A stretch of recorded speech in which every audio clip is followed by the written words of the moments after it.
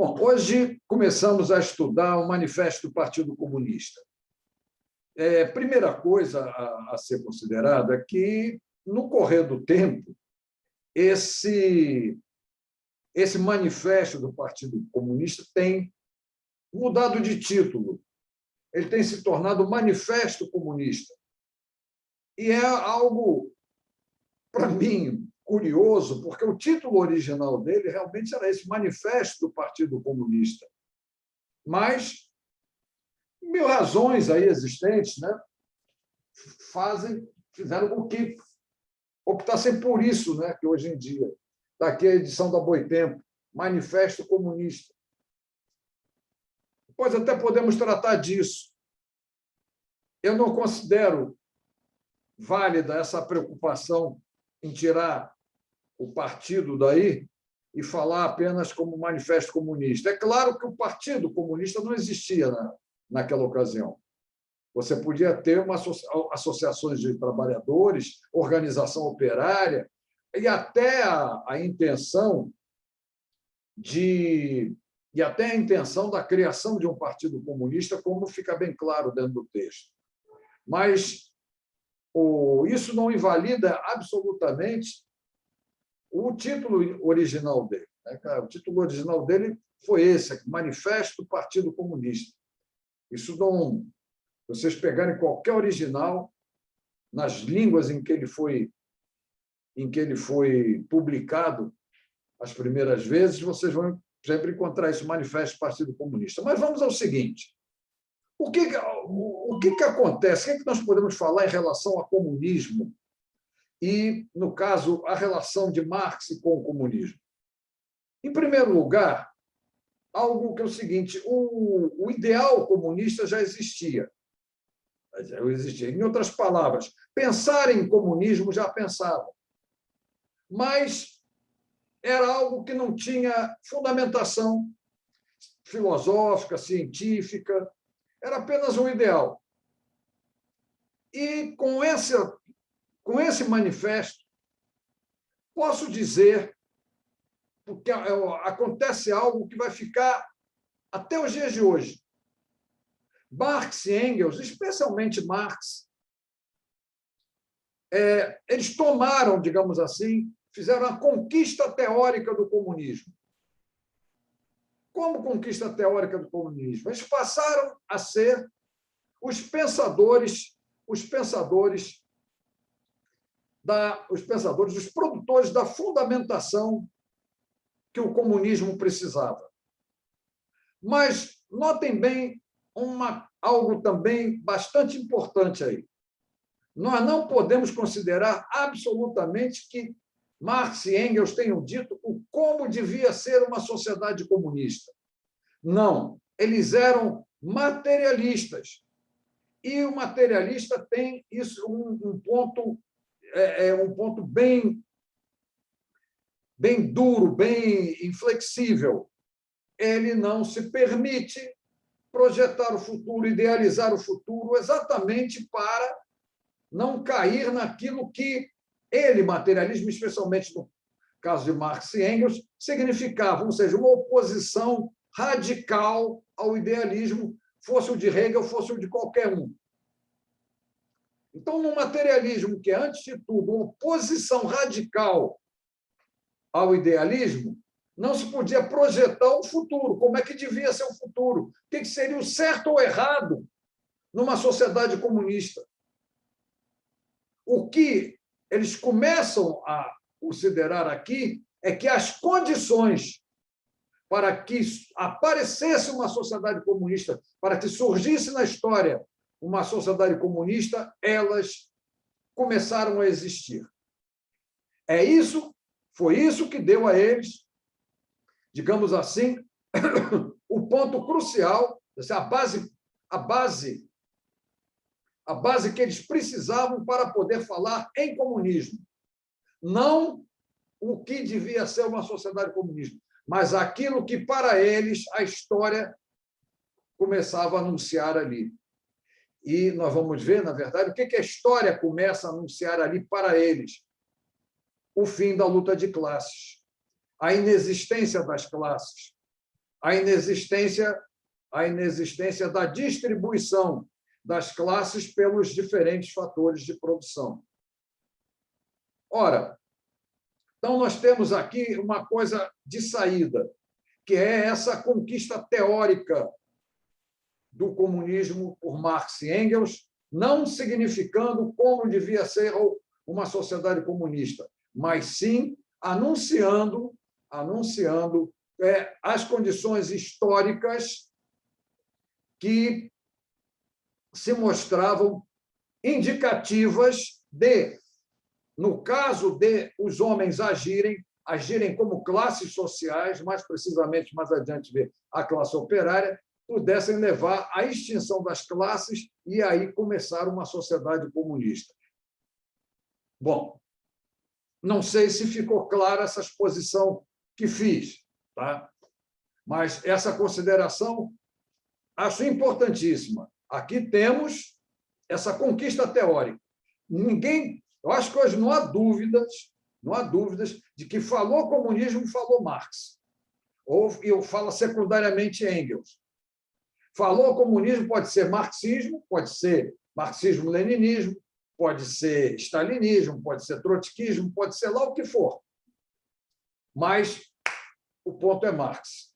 Falou em comunismo, falou Marx, porque ali... E o ponto crucial é essa virada aqui, é essa conquista teórica que ele, junto com Engels, realizou em favor desse ideal. Esse manifesto do Partido Comunista está dividido da seguinte maneira: uma pequena introdução e 4 partes. 4 partes que nós vamos ver têm títulos bem sugestivos, bem significativos, que são os títulos burgueses e proletários, no título da primeira parte, o título proletários e comunistas na segunda, na terceira parte, diversas literaturas socialistas e comunistas, ou, se quiserem, literatura socialista e comunista, e, na quarta parte, posição dos comunistas diante dos demais partidos de oposição no mundo. Os comunistas não eram, evidentemente, os únicos opostos, não faziam a única oposição à sociedade capitalista do século XIX, que, como ela se desenrolava, como ela era comandada. Então, essas 4 partes, nós vamos ver, elas dizem respeito, na primeira parte, burgueses e proletários, há algo que vou dizer merece um subtítulo de O papel da burguesia na história, que é seguido de algo decorrente desse papel da burguesia na história, que é não o aparecimento da classe operária, mas o aparecimento da classe operária como classe revolucionária. É algo que é decorrente mesmo do papel da burguesia na história.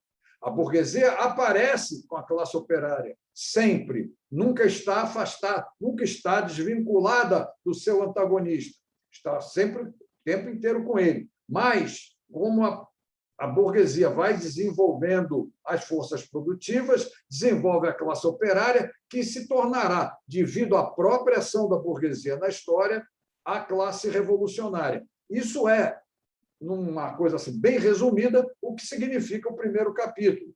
Tudo merecendo, por isso, repito, o título de O papel da burguesia na história, entre os papel que comporta até a criação de uma outra classe revolucionária, de uma nova classe revolucionária, que seria o proletariado.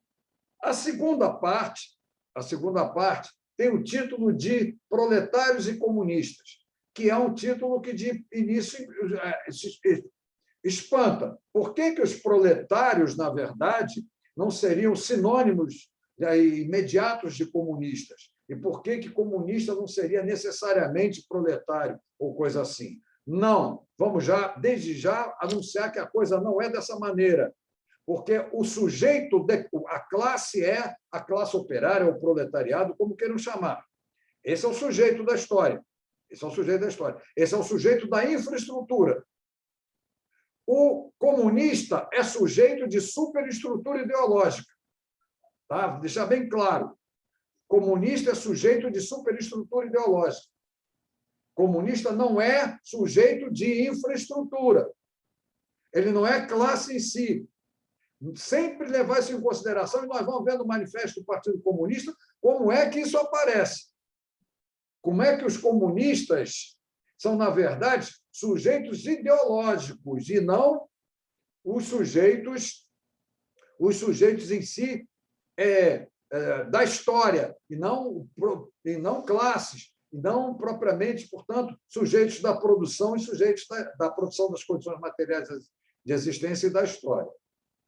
A terceira parte, que fala de literatura socialista e comunista, é uma parte importante para nós, em especial, para caracterizar e para mostrar mesmo que, naquele tempo, a palavra socialismo, e assim foi durante a vida de Marx, ela não era isso que é hoje, eufemismo de comunismo.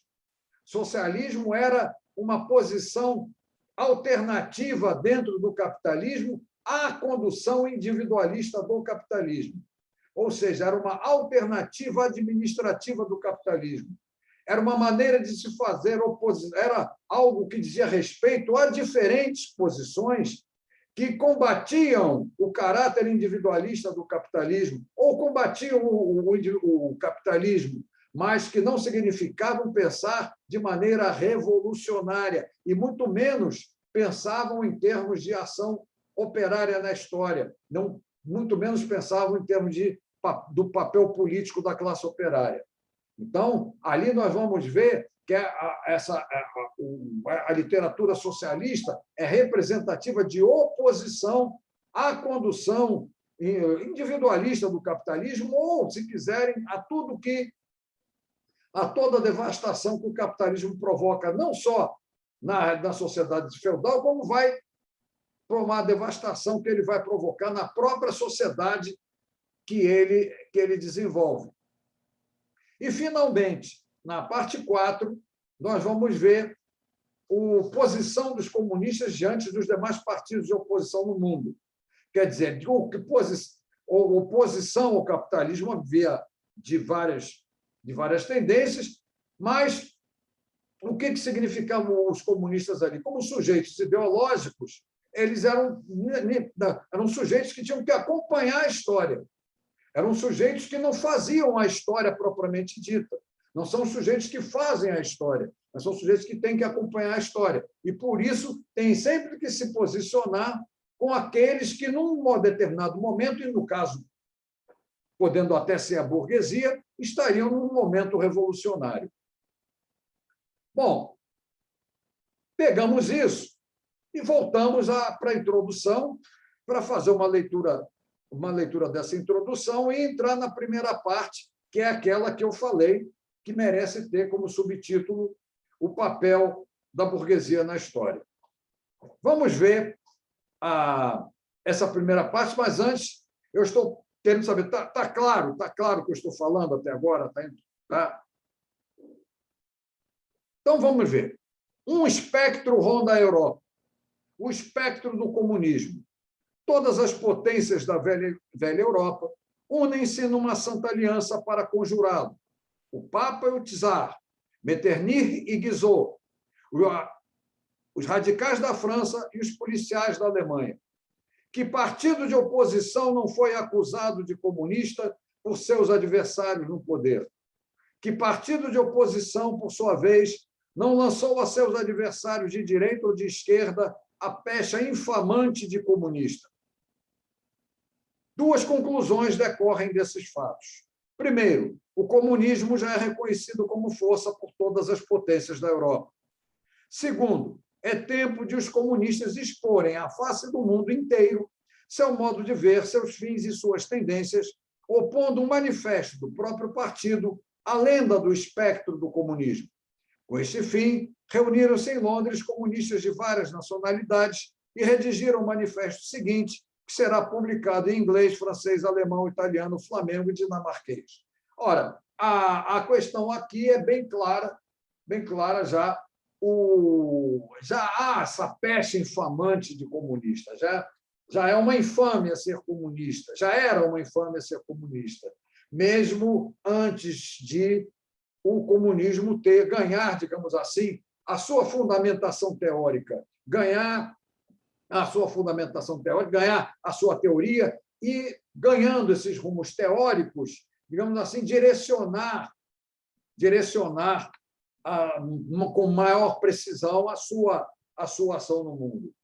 E essa é a função, de um ponto, esclarecer o que é comunismo, mas, por outra, dar ao comunismo uma teoria para ele. Tá? Dar ao comunismo uma teoria. Porque o comunismo não tinha rigorosamente uma teoria, ou, se quiserem, tinha várias coisas espalhadas em que, como o próprio Marx se fala depois, vai falar depois daquele prefácio que nós vimos aqui, essas coisas espalhadas não tinham fundamentação filosófica alguma, né? E, por isso mesmo, a importância de estar fundamentado era crucial para o comunismo. E é exatamente isso que me leva a falar aqui, de dizer que não se trata o manifesto do Partido Comunista de um panfleto.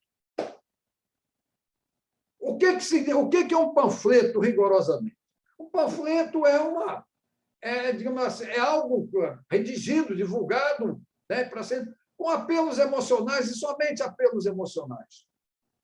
Não é o caso do Manifesto do Partido Comunista. Ele está cheio de apelos emocionais. De fato, há muitos apelos emocionais nele aqui. Mas ele não é voltado para isso. Ele não é voltado para aquilo que, lá na Grécia, chamou-se de retórica, que é a arte de persuadir, a arte de envolver emocionalmente, a arte de dominar emocionalmente. O Manifesto do Partido Comunista não é isso. O Manifesto do Partido Comunista é um texto que se pretendeu fundamentado, ele veio para fundamentar o ideal comunista. Tá? Vamos dizer, claro, ele veio para fundamentar o ideal comunista. E você não vai fundamentar o ideal comunista com um panfleto, um ideal com um panfleto. Aí você bota hino, bota poesia, bota o diabo a quatro que possa, digamos, influenciar emocionalmente, mas não tem fundamentação nenhuma. E o que eu quero caracterizar com vocês? O que seria fundamentação, na verdade?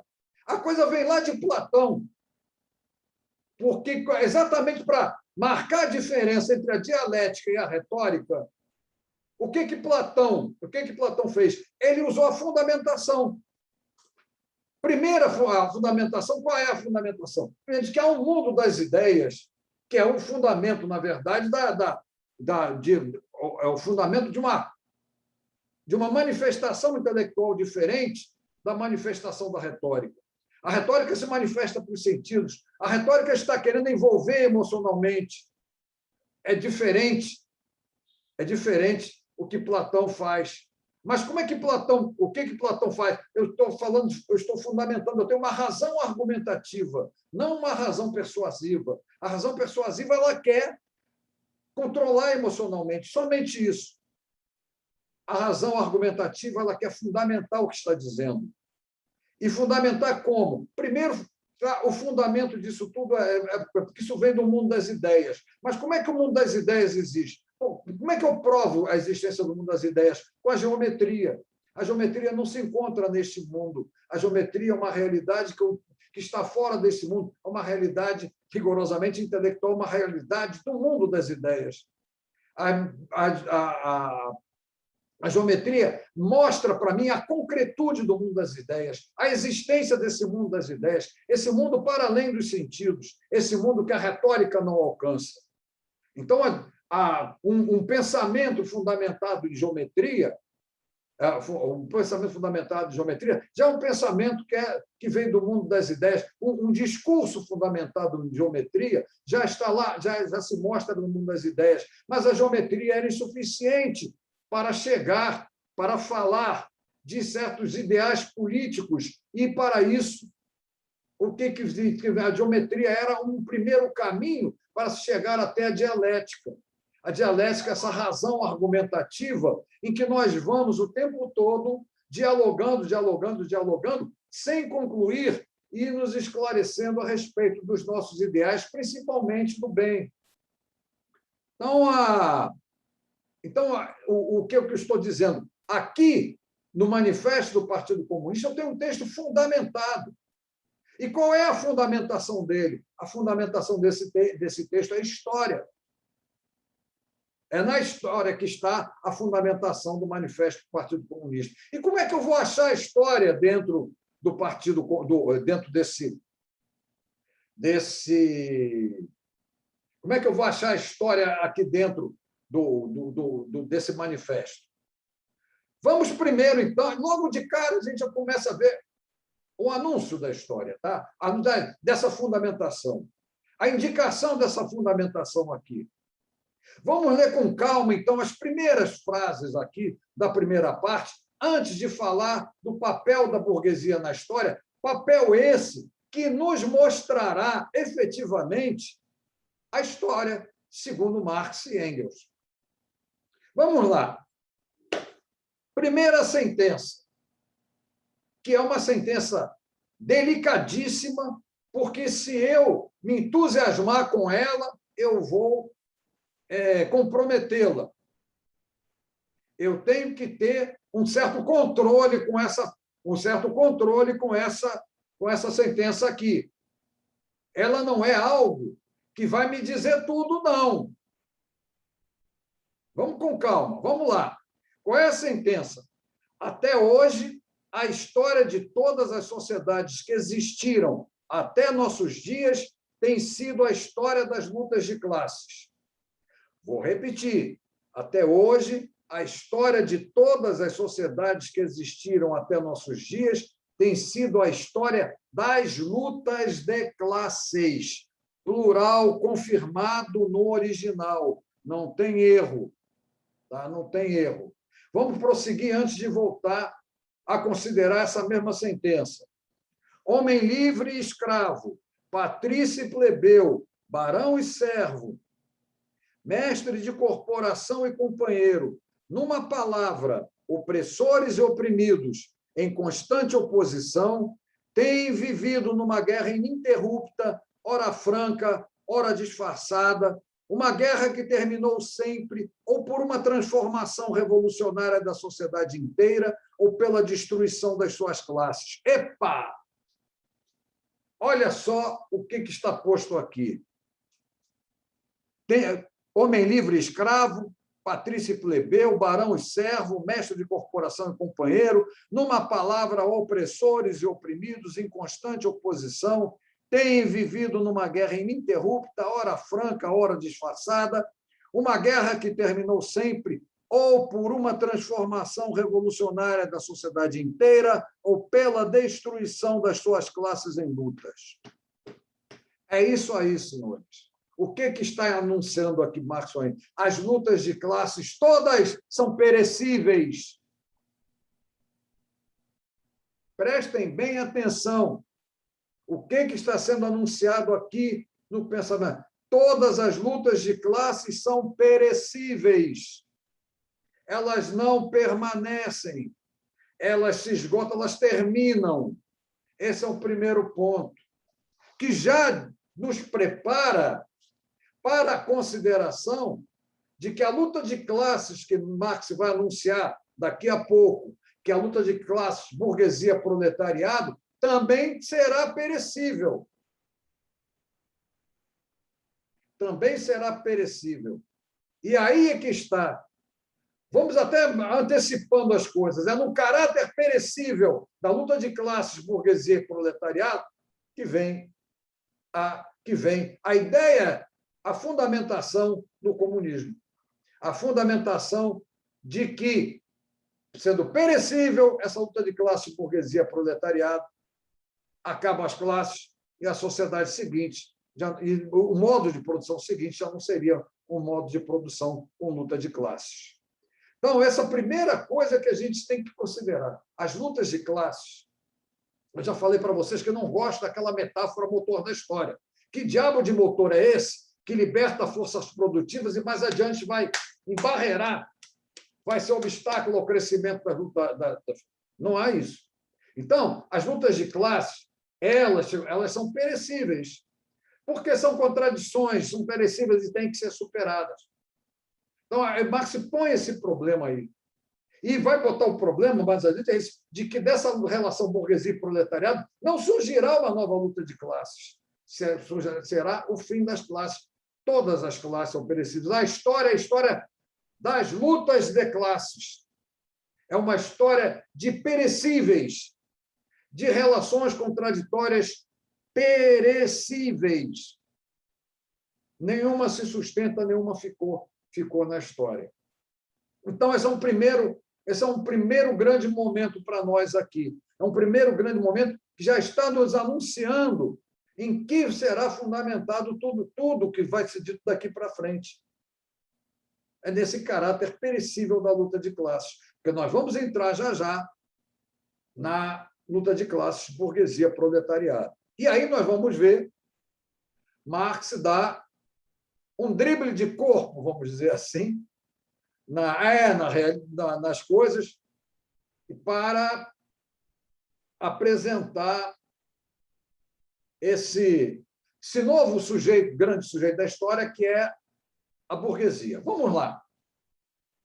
Nas primeiras épocas históricas, verificamos quase por toda parte uma completa divisão da sociedade em classes distintas, uma escala graduada de condições sociais.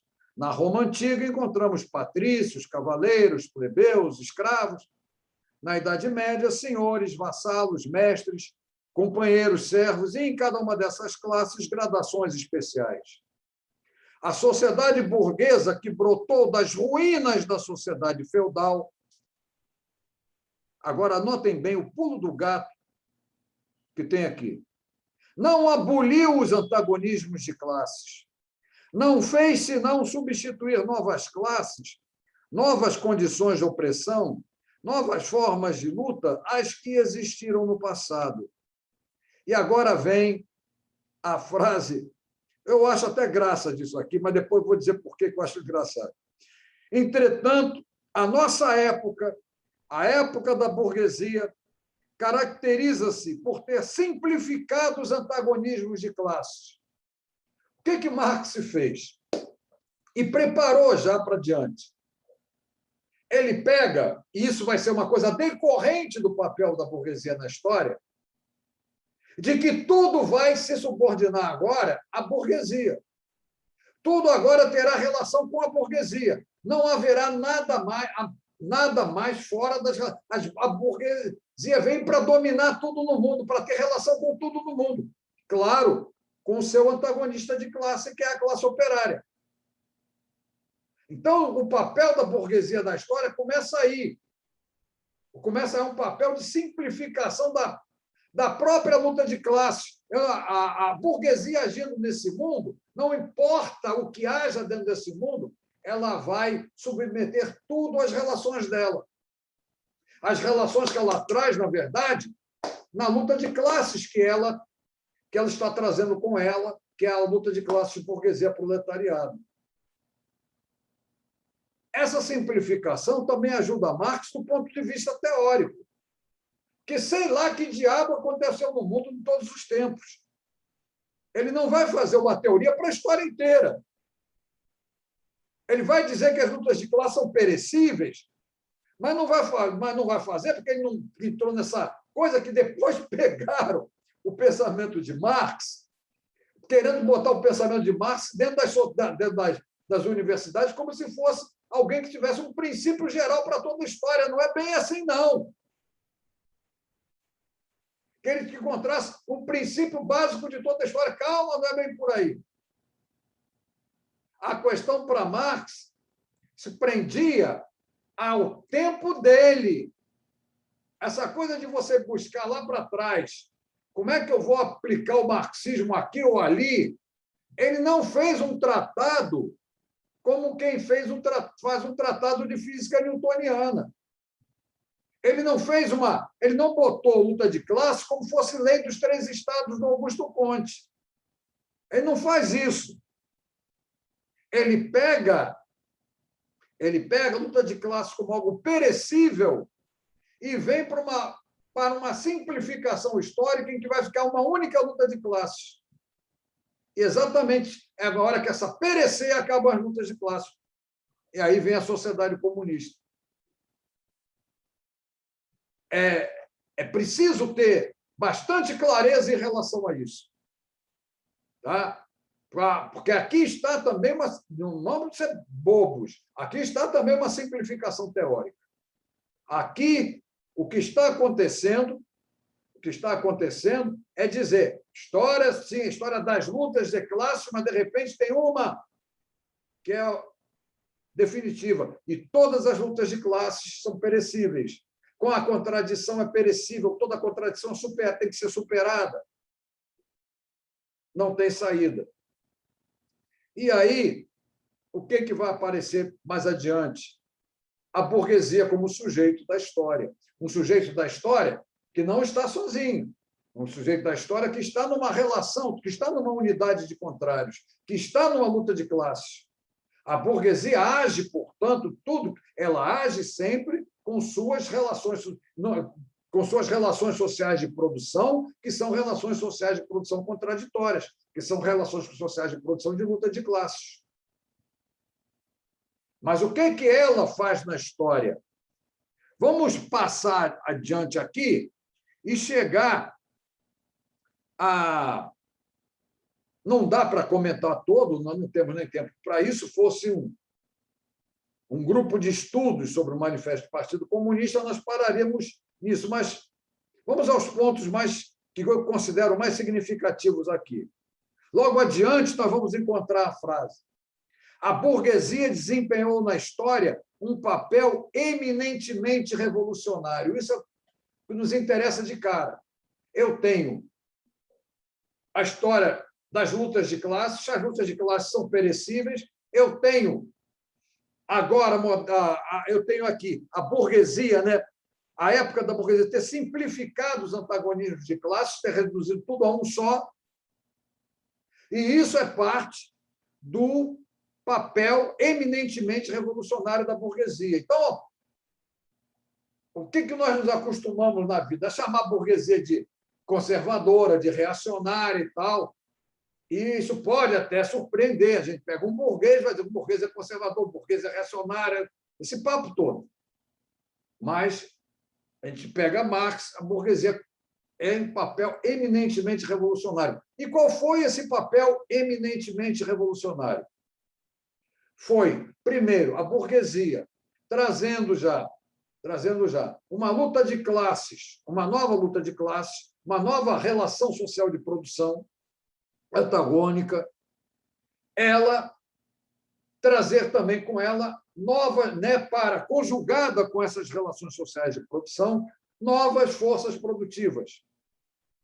Forças produtivas entre as quais está até o seu antagonista de classe, que é o proletariado.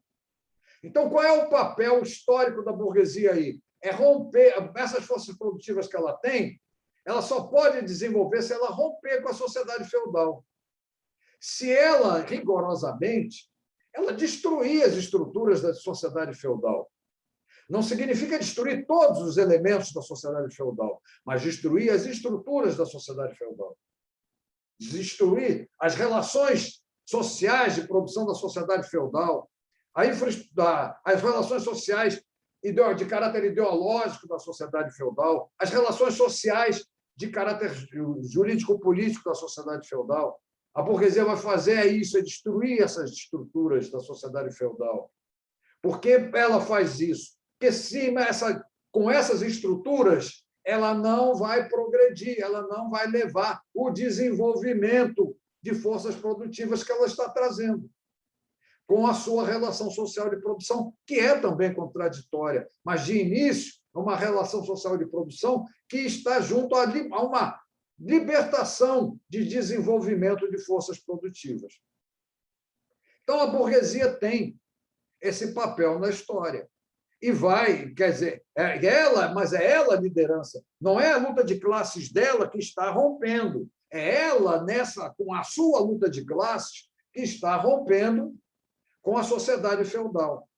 É ela que quebra, vamos dizer assim, ela primeiro que contesta as representações ideológicas da sociedade feudal. É ela que vai atuar para mudar as forças produtivas, as relações, desculpem, a forma de propriedade de meios de produção da sociedade feudal. É ela que tem que lutar contra a estrutura política que garante as relações, a propriedade de meios de produção de caráter feudal. É ela que vai lutar contra isso, é ela que vai abolir a propriedade feudal e instaurar a propriedade de produção capitalista burguesa, uma nova forma de propriedade privada, uma propriedade de meios de produção de caráter que está, digamos assim, governada, vinculada, ou que melhor se expressa nas relações sociais de produção burguesia-proletariado, ou na relação social de produção burguesia-proletariado, que é assim que vai desenvolver novas forças produtivas. Aí, então, nós vamos encontrar o seguinte, Marx agora falando do que a burguesia vai fazer na história. Ela vai, no fundo, comercializar tudo, tá? Submeter tudo à sua ação, ao seu agir nesse mundo que transforma tudo em mercadoria. Ela vai quebrar todas as coisas, assim, como diz assim, a burguesia despojou de sua auréola todas as atividades até então reputadas veneráveis e encaradas com piedoso respeito. Do médico, do jurista, do sacerdote, do poeta, do sábio, fez seus servidores assalariados. Então, esse papel, essa coisa da burguesia, acabar até com os trabalhadores autônomos, transformando todo mundo em assalariado, fazer de uma obra de arte, que a obra de arte também é uma coisa que não está ali apenas para embelezar, mas uma mercadoria. Enfim, tudo como ela vai falar ali naquela frase que ficou famosa, tudo que é sólido se dissolve no ar, nessa tradução que eu tenho, tá assim, tudo que era sólido e estável se esfuma, tudo que era sagrado é profanado, e os homens são obrigados finalmente a encarar com serenidade suas condições de existência e suas relações recíprocas. Impelida pela necessidade de mercados sempre novos, a burguesia invade todo o globo, necessita estabelecer-se em toda parte, explorar em toda parte, criar vínculos em toda parte. A burguesia, na sua sede de expansão, que não é outra coisa senão de comercialização do mundo inteiro, é o que Marx está dizendo, faz parte do papel da burguesia na história, ela que vem como classe revolucionária fazendo tudo isso. Ela que pega os elementos da sociedade feudal e vai transformar, agora vai jogar numa nova estrutura da sociedade, vai comercializar tudo. Então, vai dizer também várias coisas aqui. A burguesia submeteu o campo à cidade. A burguesia suprime cada vez mais a dispersão dos meios de produção da propriedade da população. A burguesia, durante seu domínio de classe apenas secular, criou forças produtivas mais numerosas e mais colossais que todas as gerações passadas em conjunto. Mas uma coisa que Marx está botando dentro disso tudo aí, que é, digamos assim, a grande condenação da burguesia. Qual é? A burguesia está condenada, para Marx, a desenvolver incessantemente os meios de produção. Até aí, nada demais. Tá? A desenvolver incessantemente os meios de produção. Ela está condenada a isso, meios de produção, desenvolver as forças produtivas, desenvolver os recursos humanos. Desculpem aí a falha na frase. A burguesia está, digamos assim, debaixo de relações necessárias. Ela tem que constantemente desenvolver as forças produtivas. E com que relações ela desenvolve essas forças produtivas? Com relações contraditórias, com a luta de classes que ela traz consigo, com a luta de classes burguesia, proletariado. Então, a burguesia está condenada, notem bem, ela está condenada a desenvolver forças produtivas e ela própria obstaculizar o desenvolvimento de forças produtivas. Em outras palavras, ela obstaculizar o desenvolvimento dos recursos humanos, obstaculizar o aproveitamento dos recursos humanos na sociedade. Ela que vai atrás dos recursos humanos, libertando os recursos humanos amplamente, ela mais adiante vai obstaculizar o próprio aproveitamento dos recursos humanos. E aí, nisso tudo, está algo que vai fazer com que uma transição no significado histórico da burguesia. Professor, Oi. Desculpa, o senhor pode explicar essa parte de novo? Do papel da burguesia? Todo ele? Isso. Todo ele. Por favor. Ela... Vamos lembrar. Lá na infraestrutura para Marx, há uma conjugação entre relações sociais e forças produtivas como expressão da propriedade de meios de produção. Essas relações sociais de produção para Marx são lutas de classes. Lutas de classes, inicialmente, elas são novas, vamos dizer, surgiram de um momento revolucionário e elas vão desenvolver, estão ali para desenvolver novas forças produtivas. Mas, mais adiante, por serem contraditórias, essas relações sociais de produção, elas têm relacionamento contraditório com o próprio desenvolvimento que elas produzem. No caso, a burguesia, ela não produz só, não é ela sozinha que está desenvolvendo as forças produtivas. Ela desenvolve as forças produtivas em relações contraditórias com o proletariado, que é também parte das forças produtivas. Então, ela mesma que está condenada constantemente a desenvolver as forças produtivas, o faz sempre de maneira contraditória. Ou seja, quanto mais ela desenvolve, quanto mais ela põe tecnologia, menos recursos humanos ela vai aproveitar, porque forças produtivas são recursos humanos. E ela vai desenvolver o proletariado também. Ela vai desenvolver esses recursos humanos que ela tem que utilizar, mas, por estar em relações contraditórias, ela desenvolve, mas não tem como aproveitar. Então, mesmo desenvolvendo incessantemente as forças produtivas, não há dúvida, a burguesia ela chega a um ponto em que ela própria não dá conta do que ela botou para desenvolver. E o pior, ela está condenada a desenvolver isso. E, nesse caso, desenvolver o proletariado, que é o que eu vou fazer aqui agora. Melhorou? Melhorou? Melhorou, professor. Muito obrigada. Entre as forças produtivas está o proletariado, os recursos humanos, força de trabalho. E aí, o que diz Marx é assim: o sistema burguês tornou-se demasiado estreito para conter as riquezas criadas em seu seio. De que maneira a burguesia consegue vencer essas crises? De um lado, pela destruição violenta de grande quantidade de forças produtivas. De outro lado, pela conquista de novos mercados e pela exploração mais intensa dos antigos. A que leva isso? Ao preparo das crises mais extensas e mais destruidoras e à diminuição dos meios de evitá-las. As armas que a burguesia utilizou para abater o feudalismo voltam-se hoje contra a própria burguesia.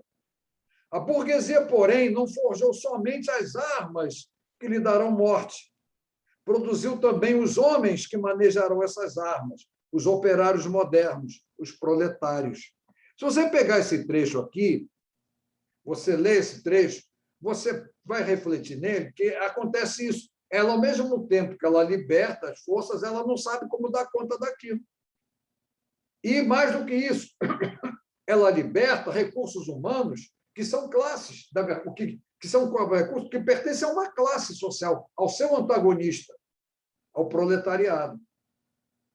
E, nesse momento, como é que, dentro do texto aqui, a gente vai ver as coisas? O proletariado, cresce a ponto de ser potencialmente revolucionário. O proletariado ele não era classe revolucionária até a burguesia desenvolvê-lo, e até não dá conta do quanto desenvolveu de proletariado. Ela chega a um ponto que ela não tem como controlar esse desenvolvimento, ela não tem como, que faz parte do desenvolvimento das forças produtivas. Então, a partir daí, depois a gente vai ver no capítulo 3, a burguesia vai começar a ser, ela mesma vai se tornar classe conservadora. Isso nós vamos ver com clareza na parte 3. É ela, mas aí já começamos a ver a história. Como é que nós já começamos a ver a história? Porque o próprio sujeito da história, que é a burguesia, muda as condições do seu próprio significado e muda o seu próprio significado. Ela desenvolve forças produtivas, e nisso que ela desenvolve forças produtivas, não podendo contê-los ou não podendo dar conta deles com a luta de classes que ela tem, ela própria muda o seu caráter histórico, muda o seu significado histórico. Ela, de revolucionária, passa a ser classe conservadora. Ela passa agora a lutar para manter o controle, vamos dizer assim, nessas condições que ela criou e que estão ficando cada vez mais incontroláveis pela luta de classes que ela tem. O que seria, por que incontroláveis pela luta de classes que ela tem? Porque essa luta de classes não se conjuga mais com o próprio desenvolvimento de forças produtivas que ocorreu ao lado dela. Aí, eu paro novamente. Aí é que eu estou vendo história. A burguesia, ela deixou de ser burguesia? Não. Ela agiu. Mas o que ela fez ao agir? Ela desenvolveu forças produtivas. O que ela fez? Ela criou novas condições na realidade, e, ao criar essas novas condições, alterou as relações dela com a própria realidade que ela desenvolveu. Se antes ela trouxe a libertação das forças produtivas, agora está aqui. De um lado, pela destruição violenta de grande quantidade de forças produtivas. Ela própria tem que se desfazer do que desenvolveu. Ela própria tem que evitar que se volte contra ela o que ela desenvolveu, que é a classe operária. Nesse momento, ela deixa de ser burguesia? Não, ela não deixa. Mas o papel dela na história não é mais o papel revolucionário. Agora já é um papel conservador. Notem bem, que o que caracteriza a história é sempre isso. A mesma coisa deixar de ser, a mesma coisa passar a ser outra. Não em si, mas na história, mas nas condições que ela criou. Um sujeito é histórico exatamente nesse sentido, quando ele cria condições da sua própria transformação, da transformação do seu próprio significado diante daquilo que ele criou. A burguesia criou coisas nesse mundo, enquanto ela foi revolucionária, que acabaram chegando a tal ponto que ela não pôde mais controlar, e tenta controlar isso, e tenta conservar isso, e tenta se conservar como burguesia, é claro, que nesse momento ela deixa de ser revolucionária, passa a ser conservadora. Isso é o que caracteriza a história. A mesma coisa nunca é a mesma. Se agiu, se fez história, a mesma coisa nunca é a mesma. Nunca mais será a mesma. Eu quero que reflitam bem, que pensem bem, porque esse ponto é crucial para nós. Tá? Esse ponto é crucial para nós. Essa compreensão de que a ação da burguesia na história mudou as próprias condições de relação dela com o que ela criou. Ela deixa de ser burguesia? Não. Mas agora ela é um sujeito que não tem mais como controlar o que ela desenvolveu. Aí ela passa para ser conservadora, ela tem que deter a própria história que ela soltou, a própria história que ela detonou, que agora o significado dela é outro. E o proletariado, que não tinha significado histórico ainda, porque não estava desenvolvido, e depois a gente vê isso na parte 3, quando fala dos socialistas utópicos, porque o proletariado não nasce revolucionário para Marx. Ele vai virar classe revolucionária pela própria ação da burguesia na história. Sem a ação da burguesia na história, o proletariado não seria classe revolucionária. Esse é o ponto. Esse é um ponto em que, mais uma vez, nós vamos ver o que é história para Marx. A mesma coisa que é o proletariado, uma vez desenvolvido na história, uma vez desenvolvido na história, ele passa a ser outra. A história é exatamente isso. Eu sou o mesmo, mas tudo o que eu fiz modifica o meu significado. Vai modificar o meu próprio significado pela minha própria ação, digamos, na minha história. Ou, no caso das sociedades, a classe age, ela é um sujeito que rompeu com o passado, é revolucionário, desenvolve forças produtivas, mas chega um momento, aquilo que ela desenvolveu, ela não pode mais desenvolver, ou até é obrigada a desenvolver, mas não aguenta mais desenvolver, não pode mais, não se relaciona com o próprio desenvolvimento que libertou, porque ela está trazendo uma relação contraditória com ela, e aí, então, ela passa a ser classe conservadora. E a classe que ela trazia com ela, que era apenas massa, que não tinha ainda significado histórico, passa a ter um significado histórico, que é o significado revolucionário. Estão entendendo a história aí? Então, como é que aparece a história aí?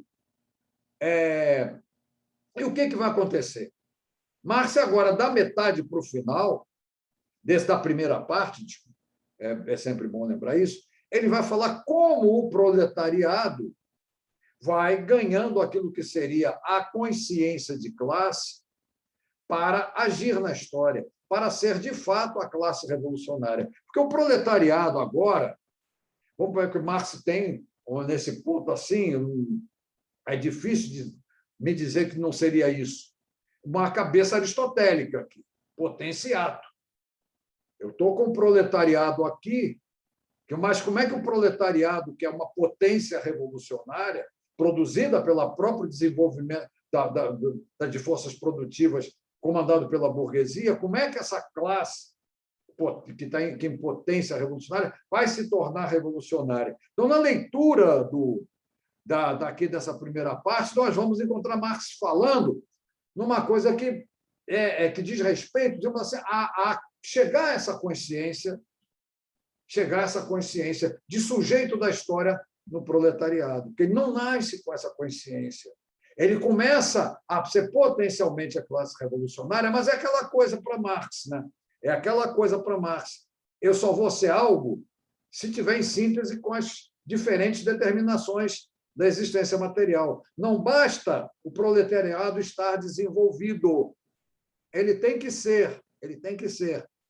estar em síntese com uma nova consciência, ou seja, com uma nova representação ideológica dele sobre ele próprio, e, finalmente, ter a consciência política, que é a consciência da sua força, a consciência do seu poder de intervenção, o seu poder, a consciência das suas possibilidades de emprego de violência transformadora, de violência revolucionária. Então, nessa parte aqui do manifesto, em que Marx vai ver como é que o proletariado vai chegando a essa consciência, para, no final, ter também a consciência ideológica, para, no final, ter a consciência política. E aí sim, com a síntese, é preciso essa síntese se tornar uma classe revolucionária de fato. Virar a classe revolucionária de fato, que está aqui em potência, desenvolvida pela burguesia. Mas é tal coisa.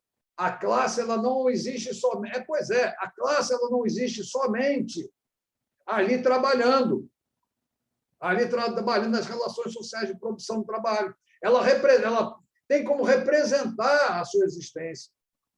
Ela tem que tomar consciência da sua existência ali na produção. Ela tem que ter consciência disso. Ela tem que ter, digamos assim, uma representação de superestrutura ideológica para ela e começar a síntese aí, para finalmente ter a consciência política, que é ter a consciência da sua força, do seu poder de intervenção, daquilo que seria, no fundo, a possibilidade de ser o sujeito na história, porque sem a violência não poderia como fazer isso. É difícil? É estranho o que eu estou falando? De fato é, porque as pessoas se apressam, elas querem trabalhar Marx como se Marx fosse um pensador empirista, como se fosse um pensador que está trabalhando com causa e efeito, que a causa é econômica, o interesse é que está criando isso, o interesse é que está criando aquilo, essas bobajadas todas que falam, essas vulgarizações impertinentes do pensamento de Marx. O pensamento de Marx ele é um pensamento que está sempre trabalhando com a síntese. Sempre trabalhando com a síntese. A burguesia ela não fez isso aqui só desenvolvendo forças produtivas. Ela cria também uma representação para isso.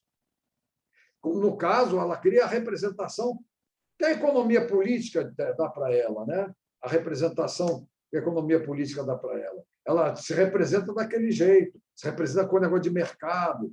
E ela tem uma consciência, claro, de que ela é a grande responsável pela própria, digamos assim, por sustentar digamos assim, a estrutura da violência, né, da violência conservadora que lhe garante a propriedade privada. Ela sabe que é ela que sustenta, que é ela que comanda, em última instância, ou em última instância não, é ela que comanda sempre comanda a sociedade, de modo também a encontrar os recursos para essa violência institucional que lhe garante a propriedade privada. Daqui, cada vez menos, vemos uma consciência do proletariado quanto ao seu papel na história. Bom, sem dúvida, Cecília, isso aí não tem dúvida. Isso aí, eu até digo para você assim, esquece. Eu não sei quando. Tem certas coisas que... Aqui no Brasil, então, nem pensar. Nem pensar. É um negócio assim, mas eu estou falando, que tá, eu estou aqui no paraíso da teoria. Né? Eu estou aqui no paraíso da teoria. Essa é uma coisa que, vamos dizer assim, é extremamente gostosa, gratificante. Né? Ou eu estou aqui no mundo da teoria, estou à vontade dentro dele. Eu olhar para lá, para a rua, não vou ver nada disso. E aí é que está, essa coisa da representação ideológica. Né? A representação ideológica ela nega o tempo inteiro a contradição e as pessoas vão nessa. Então, a leitura desse ponto em que os proletários se tornam, né, os portadores das armas para derrubar a burguesia, nós vamos ver aqui como é que Marx diz que vai chegar a essa consciência. Porque, para Marx, essa luta é de saída, tá? Saída, mas a ponto de pensar como classe, a ponto de se pensar como sujeito da história, a coisa não chega de cara. Para Marx, começa a revolução, o proletariado vai passar por várias fases de desenvolvimento, ótimo, mas, em todas as fases, ele está lutando com a burguesia. Mas lutar de maneira revolucionária é outra história. Tá? Lutar por melhores condições de vida, lutar por melhores salários, essas coisas todas são meios para Marx para aparecer a consciência da historicidade da classe operária, né? Da presença histórica da classe operária, da presença transformadora da classe operária, porque até ali a classe operária foi objeto da transformação devido ao papel da burguesia na história. Agora, é o problema chegar, ela ter consciência de ser classe transformadora, principalmente começando por ser uma classe revolucionária, aí o processo é mais complicado. Porque ser contra a burguesia pode ser o tempo todo, mas tomar consciência revolucionária, aí é outra história. E é isso que Marx vai falar dessas vezes, nas diversas lutas, né, que vão se desenvolvendo, ou que vão aparecendo, ou que apareceram na história, né, ali naquela Europa da primeira metade do século XIX, e vão levando o proletariado a ter a consciência de classe revolucionária. Aí é uma coisa que não é de uma hora para outra. A consciência de classe, como tal, de oposição à burguesia, ela aparece, mas não traz em si o caráter revolucionário de saída. A coisa vai ainda ocorrer, não vai aparecer e desenvolver. Professor. Bom, o que acontece aí? Eu não tenho outra coisa a fazer vocês, se não falar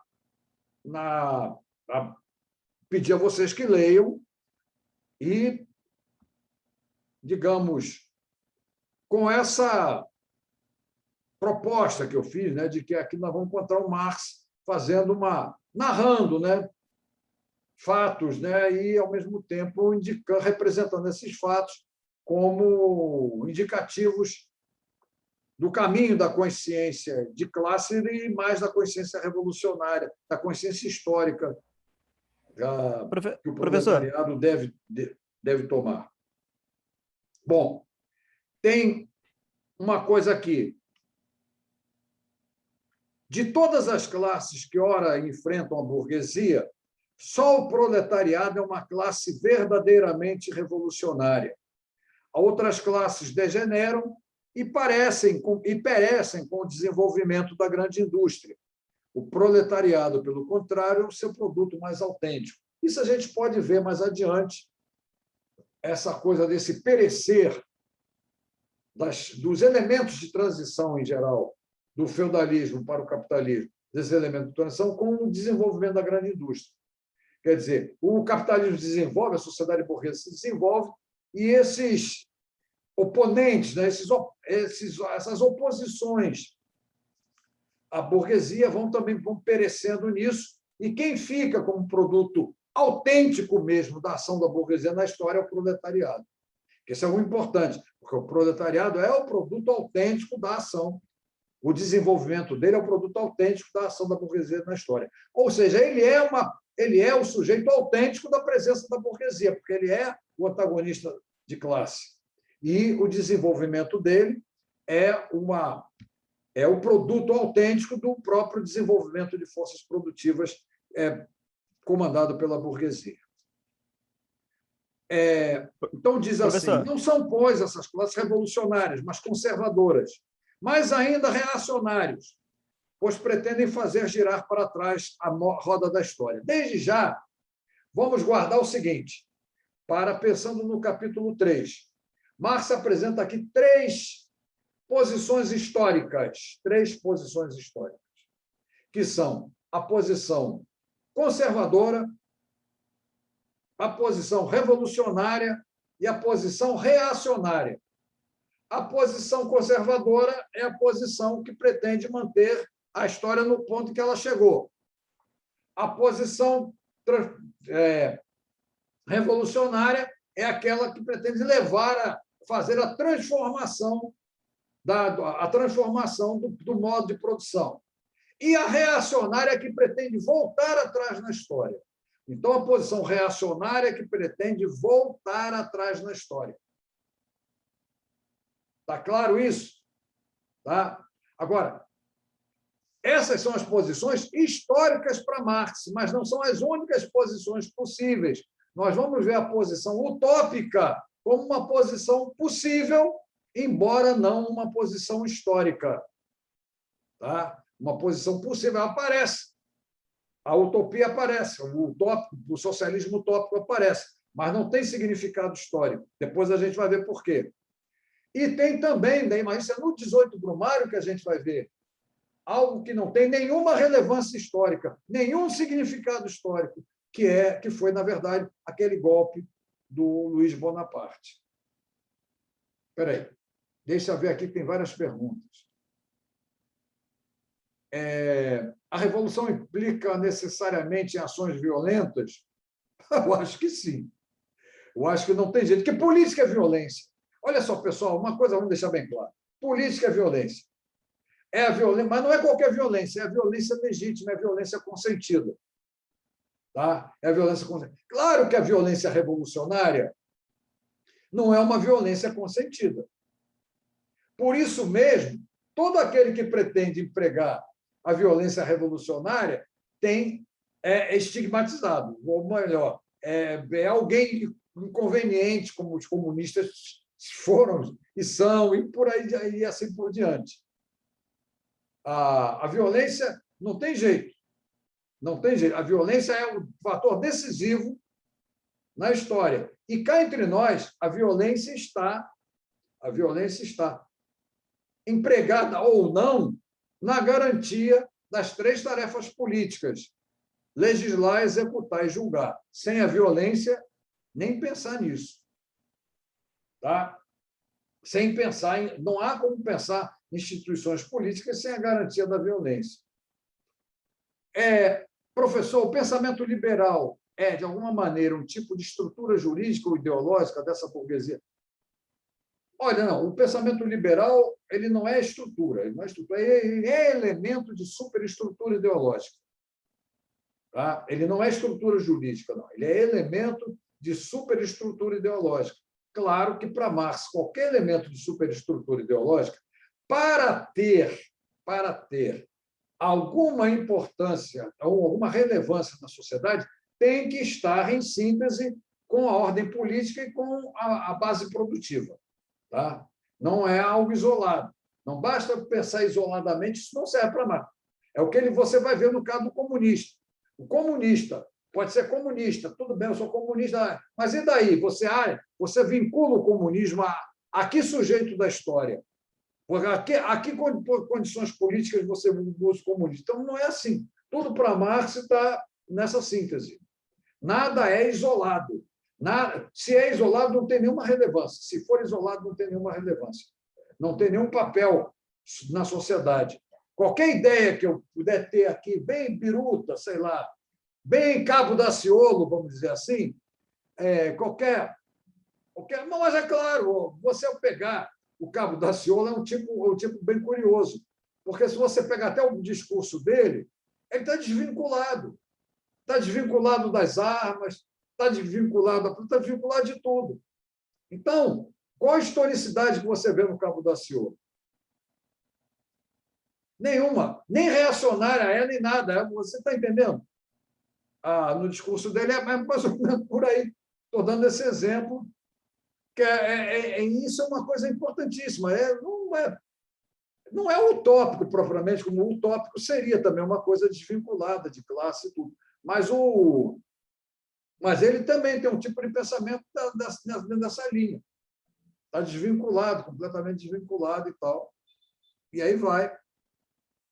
Não, eu ia dar um exemplo aí, mas como pode aborrecer, eu prefiro ficar calado. Não, claro, prefiro ficar calado. É um veneno que se espalhou pela sociedade, pelo mundo inteiro, né? Esse veneno se espalhou pelo mundo inteiro, esse veneno. E se vocês forem ver, ele não vale nada do ponto de vista da produção, não vale nada do ponto de vista político, não vale coisa nenhuma. Que é o futebol. Você é torcedor de futebol, clube de futebol, é um lazer e cá entre nós não merece nem algo que você diga assim, um significado de ideologia para ele, de coisa que seja um papel ideológico, isso, aquilo. Ali não é uma coisa à parte, como é uma utopia, é um troço utópico. Entendeu? É um negócio utópico. Não tem coisa nenhuma. A pessoa delira, fala, né? Como digamos, entifica, né, identifica os clubes e assim vai. Então, é aquela coisa. Como tinha na Rádio Marinque Veiga, né, quando eu era garoto, tinha lá o programa Miss Campeonato. Aí, então dizia assim: Vasco, Flamengo, Botafogo, Fluminense, Bangu, Portuguesa, todos disputam. Quem que é Vasco, Flamengo, Botafogo, Fluminense, Bangu, Portuguesa?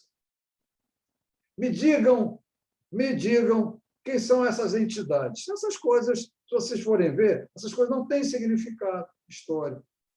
Entendeu? Não tem significado histórico. É uma coisa curiosíssima. Tem isso, tem muita coisa. O pensamento de Marx dá margem a isso, a gente pensar essas coisas que não têm significado histórico. Essas coisas. Os clubes podem ter história própria, podem ter uma história própria, mas do ponto de vista da transformação das sociedades, é muito difícil. Mesmo aquela guerra que houve entre Honduras e El Salvador, né, provocada por um jogo de futebol que teve antes da Copa de 70, que não tem significado maior. Mas depois a gente conversa sobre isso aí. Está largado. É um veneno, claro, eu larguei o veneno e estou falando exatamente por causa disso. Mas que é curioso, né? Mas todo mundo vive isso. É uma das maiores fantasias. É uma fantasia. Eu gostei muito de um técnico da seleção colombiana, não me lembro agora, que é aquele antigo técnico, né? Ele falou que na Colômbia o futebol é uma fantasia. Não é só lá, é uma fantasia em tudo quanto é canto. Se vocês forem ver aquele filme belíssimo, belíssimo, belíssimo, belíssimo, O Segredo dos Seus Olhos, aquele filme argentino, tem um momento assim em que eles falam do Racing, né? Ali numa conversa, que o cara frequentava o Racing, que o Racing tem um apelido de academia.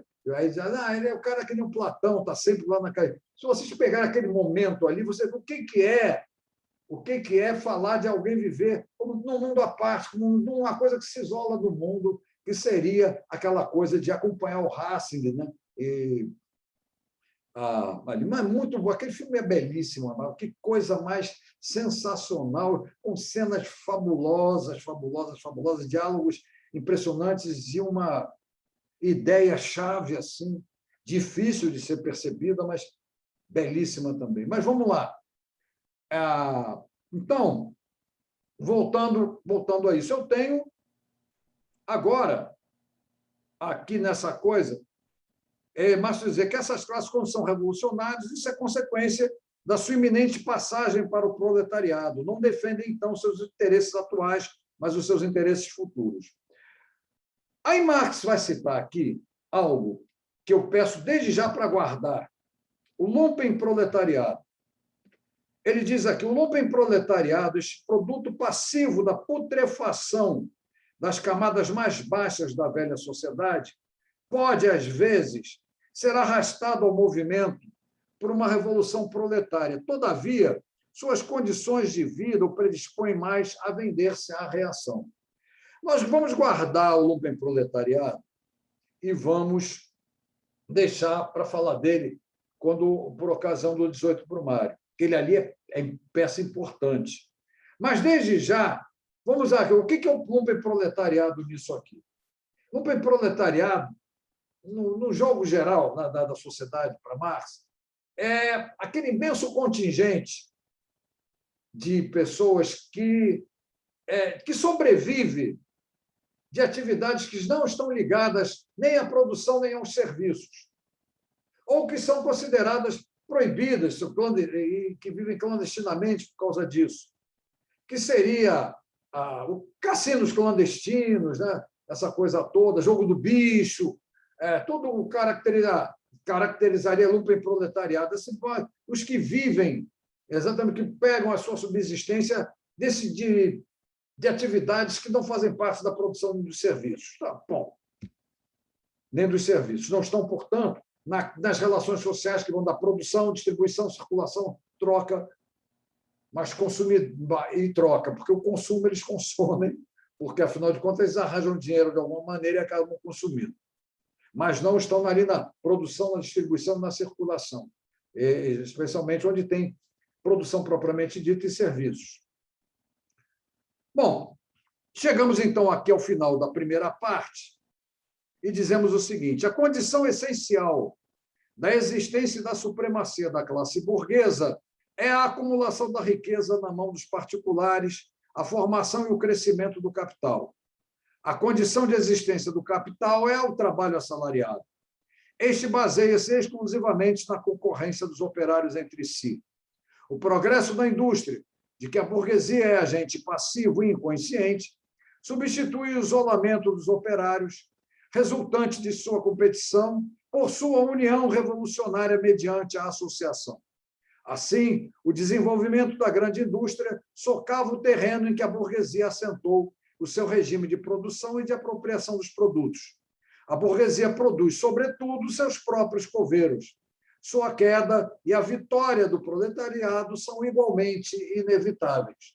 É um momento de grande otimismo de Marx, sem dúvida. É Marx e Engels, sem dúvida, mas, para nós aqui, a realidade não vem ao caso. O que vem ao caso é ficar nesse paraíso da teoria que nós estamos. Tá? No paraíso da teoria, a burguesia desenvolveu forças produtivas, entre as quais o próprio proletariado, e, com isso, está condenada a desaparecer mediante a ação revolucionária do proletariado. Muito bem. Então, creio que por hoje está bom. Essa segunda parte aqui eu não vou falar muito dela, vou falar principalmente nessa coisa que é importante, de que o título Proletários e Comunistas nos anuncia que comunistas são sujeitos ideológicos, é uma coisa que eu vou juntar depois com a parte 4, e vou me deter um pouco mais na parte 3, porque essa parte 3 mostra para nós, mais uma vez, mostra para nós o que é história para Marx. Tá? História para Marx, e então, no caso, ela é mais importante, se bem que a parte 2 e a parte 4 não deixem de mostrar a história, mas, assim, de maneira mais expressiva, está na parte 3, nós encontrarmos a história no pensamento de Marx e Engels. E uma recapitulação do que foi visto aqui em relação exatamente a isso, a burguesia, ao papel da burguesia na história. Isso não pode esquecer. Burguesia sempre é burguesia, proletariado sempre é proletariado. Mas o que é a historicidade de uma classe? É exatamente ela agir no mundo, agir numa sociedade, criando condições tais que ela própria será modificada pelas condições que ela criou. Tá? No caso, o que a burguesia fez? Ela desenvolveu forças produtivas, é função dela, ela está condenada a esse desenvolvimento de forças produtivas, mas, ao fazer isso, ela própria muda a sua condição, porque ela está dentro de uma relação contraditória, que é a relação com o proletariado, por isso mesmo ela vai mudar a sua própria condição histórica. Não vai deixar de ser burguesia, mas vai mudar o seu significado histórico, porque ela deixará de ser revolucionária para ser conservadora. E o proletariado, que surge já em oposição, porque está numa luta de classes com a burguesia, ele vai ser inicialmente apenas um sujeito da produção, a ser desenvolvido pela burguesia, força produtiva a ser desenvolvida pela burguesia, até chegar a um momento que ele passa a ter condições de intervenção na história, condições políticas, mas, para chegar a isso, ele tem primeiro que ter um agir na sua luta contra a burguesia, nessa ação contra a burguesia, ele passar a ter a consciência da classe, mas ter uma consciência de classe, ou seja, a se representar como classe, ter uma representação ideológica sobre si mesma, a classe operária, para depois, então, ter a consciência política, a consciência do seu poder de intervenção, do uso da violência que seria um uso revolucionário da violência que ele pode produzir. Então, essa noção de história, essa compreensão do que significa a história para Marx, creio, ela deva ser sempre trabalhada, e aqui nós temos um dos momentos em que ela está trabalhada, eu diria assim, de maneira até bem explícita por Marx e Engels, né? Perguntas para que vocês possam fazer aí, estou aqui aguardando, mas deixo para pegar as partes 2, 3 e 4, 2, 3 e 4 na próxima aula. Oi? Eu não estou ouvindo aqui. Fala aí. Eu não sei se o meu alto-falante aqui não está muito firme. Alguém fala alguma coisa? Para mim está tranquilo, professor. Ah, tá beleza. Não, o problema é o meu alto-falante, eu ouvir vocês, porque aqui o botão ali está frouxo. Vou ter que comprar outro. Está frouxo, então dá esse problema.